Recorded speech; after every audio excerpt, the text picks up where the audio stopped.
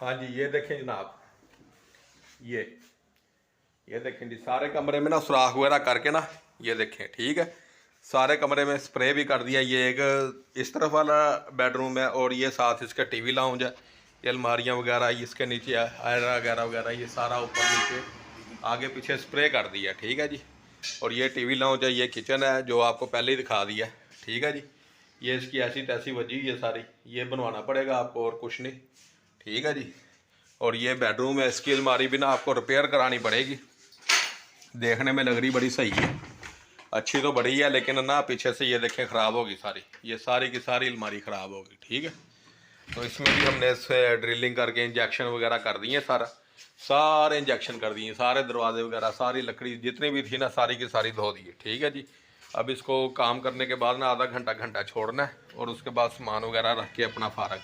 ये दरवाजे भी कर दिए सारे, ये दरवाजे, ये जो लगी ना ये मट्टी, ये दीमक नहीं है, ये एक पोंड टाइप कीड़ा होता है, वो उठा के लाता है और घर बनाता है। जब बच्चे वगैरह अंडे दे लेता है उसके बाद ये चला जाता है। एक ये है और एक ये है, ठीक है।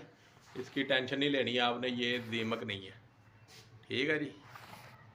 और यहाँ भी कर दी, बाहर भी कर दी, बाहर बाथरूम में और बाहर चेन में, बाहर जो क्यारी है उस तक में कर दी, सारा कर दिया, सारा अपनी तरफ से काम फाइनल कर दिया, ठीक है जी। अल्लाह हाफिज़।